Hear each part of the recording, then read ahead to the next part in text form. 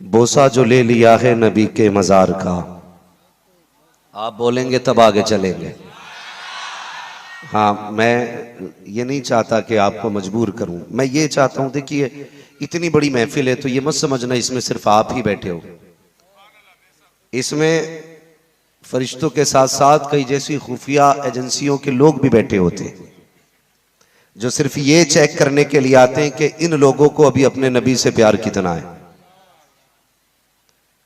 तो मैं ये चाहता हूं कि जब तुम्हारे या मेरे नबी का नाम आए ना तो ऐसी आवाज दिल से निकले कि बैठे हुए बंदे का कलेजा फट जाए, और कल जब वो अपने आकाओं से जाके मिले तो ये कहे उनके मुंह न लगना, अभी वो नाम पे जान दे सकते हैं तो जान पे क्या नहीं कर सकते हैं।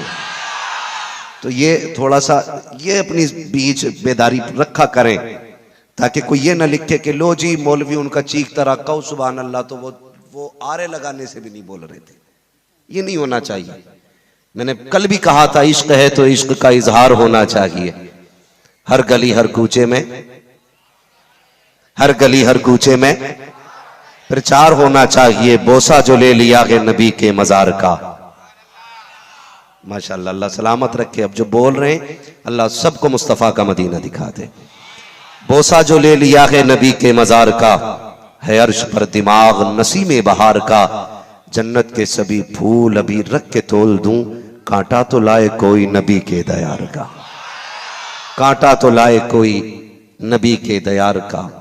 ये इस्लाम की अपनी हक्कानियत है कि खुदा की कसम लोग घटाने पे लगे हैं, इस्लाम बढ़ता जा रहा है। ये इस्लाम तेरे मेरे किरदार की वजह से नहीं, अपने हक्कानियत की वजह से बढ़ रहा है। आए दिन की बैरून ममालिक की खबरें, आज इतने परिवार ने दीन में दाखिला लिया, आज इतने लोग मुसलमान हो गए, आज इतने लोग मुसलमान हो गए। खुदा की कसम ये इस्लाम की अपनी हक्कानियत है। और मैं तो दावत फिक्र देता हूं भाई। ख्याल करो जब 313 थे तब इस्लाम ना मिट सका, अब तो करोड़ों में है, इस्लाम को कैसे मिटाया जा सकता है। इस्लाम की फितरत में कुदरत ने लचक दी है, जितना कि दबाओगे उतना ही ये उभरेगा। हाँ, वो कहा था बहुत पहले डॉक्टर इकबाल ने कि कत्ले हुसैन असल में मर्गे यजीद है, इस्लाम जिंदा होता है हर करबला के बाद। इस्लाम जिंदा होता है हर करबला के बाद। इस्लाम अपनी हक्कानियत के साथ बड़ी तेजी से बढ़ता जा रहा है। और तकलीफ भी हुई कि एक मुल्क के अंदर कुरान पाक को आग लगाई गई और जालिमों ने यह समझा था कि कुरान जला देंगे तो कुरान मिट जाएगा। उन्हें यह नहीं पता है कि कुरान को रब ने नाजिल किया है, हिफाजत की जिम्मेदारी भी रब ही ने ले रखी है, रब ने ले रखी है। और ये आज नहीं, ये कोशिशें सदियों से होती चली आ रही हैं। मैंने इस बात पर जोर दिया था कि कुरान पढ़ा करो। मैंने आपको समझाया था कि कुरान पढ़ा करो, आदी बन जाओ कुरान के। खास करके मुहर्रम के 10 दिनों में इतना एहतमाम किया करो कि हर बंदा कम से कम रोज एक आयत या एक रुकू पढ़ा करे।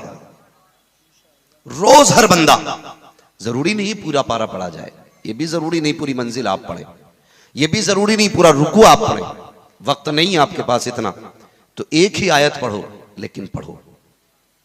भले पूरा साल आप कम पढ़ें, लेकिन मुहर्रम शरीफ के 10 दिनों में कुरान पढ़ा करो। खास एहतमाम किया करो। मस्जिदों में, घरों में, हर घर से कुरान की तिलावत की आवाज आनी चाहिए। हर घर से सुबह उठो तो तुम्हारे घरों से ढोलक, म्यूजिक, गाने, इसकी सदाएं ना आए। बस चौखट तुम्हारी हो, सदाएं कुरान की आनी चाहिए। ये हर बंदा इस चीज का एहतमाम करे कि वो कुरान को पाबंदी से पढ़ेगा। कुरान जलाने की कोशिश की गई, जलाया गया, क्या कर लिया तुमने? कुरान मिटा दिया, इससे तुम्हारी नफरत जाहिर हुई। लेकिन मैं इतने बड़े मजमे से एक सवाल करता हूं, हमने कुरान की हिमायत में क्या किया था? हमने अपनी गवर्नमेंट से यह रिक्वेस्ट की कि उस शख्स के साथ सख्त से सख्त कार्रवाई होनी चाहिए। मैं ये नहीं कहता हमें रोड जाम करना था, हमें तोड़फोड़ करनी थी। हम हिंदुस्तान के मुहाफिज हैं, हम हिंदुस्तान की एक एक शय की हिफाजत करने वाले हैं। हम उन लोगों में से नहीं है जो अपना एहतजाज दर्ज कराने के लिए अपने मुल्क की संपत्ति को नुकसान पहुंचाएं। मैं तो आपसे इतना कहना चाहता हूं, पुरअमन आपको एहतजाज करना था, कम से कम एक तहरीर कुरान की हिमायत में देनी थी, लेकिन हम पे कोई फर्क नहीं पड़ा। याद रखिएगा, किसी के जलाने से कुरान खत्म नहीं होगा, किसी के मिटाने से कुरान नहीं मिटेगा। इसलिए कि कुरान को रब ने नाजिल किया कि वही इसकी हिफाजत करेगा। वो जो कागजों के दरमियान रखा गया है, हिफाजत के लिए नहीं, तेरे मेरे पढ़ने के लिए रखा गया है।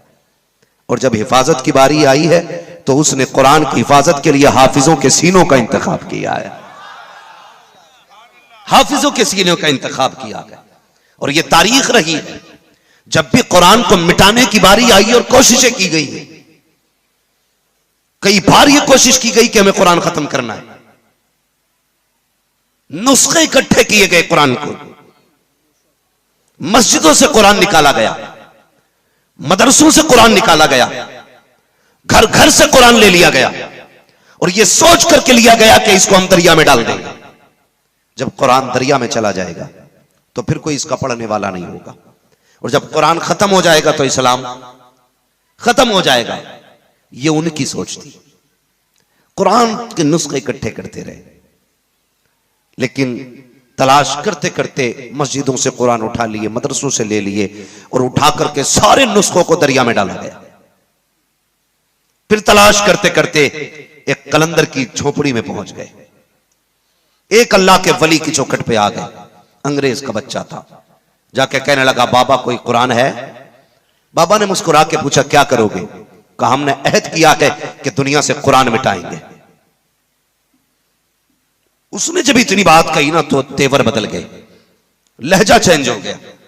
कहा, क्या करोगे? कहा, जितने नुस्खे हैं उठा के दरिया में डालेंगे, हम कुरान को खत्म करना चाहते हैं।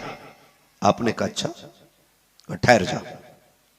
6-7 साल का बच्चा गुजर के जा रहा था, आवाज दी, बेटे इधर आ, इधर आ। जी बाबा, दौड़ के आ गया। बेटा कुरान पढ़ा है? कहा नहीं। कभी मदरसे में गए? कहा नहीं। अल्लाह अकबर। उसके बाद आपने बच्चे पे एक निगाह डाली और डालने के बाद कहा था, बेटे ये कुरान मिटाने की बात कर रहे हैं, जरा कुरान पढ़ना शुरू कर दे।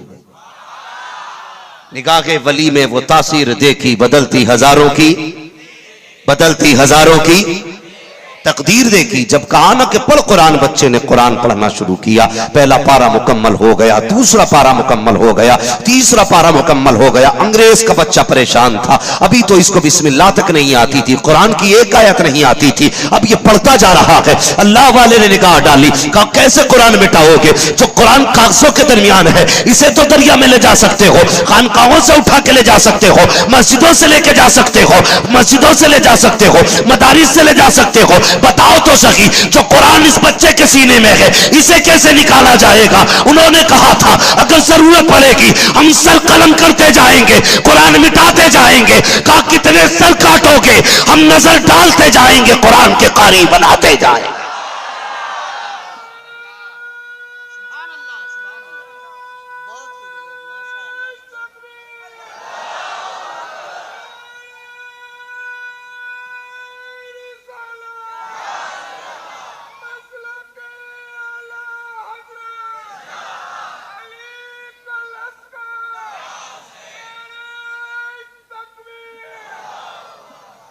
तवज्जो है आपकी? इस्लाम की फितरत में कुदरत ने लचक दी है, जितना कि दबाओगे उतना ही ये उभरेगा।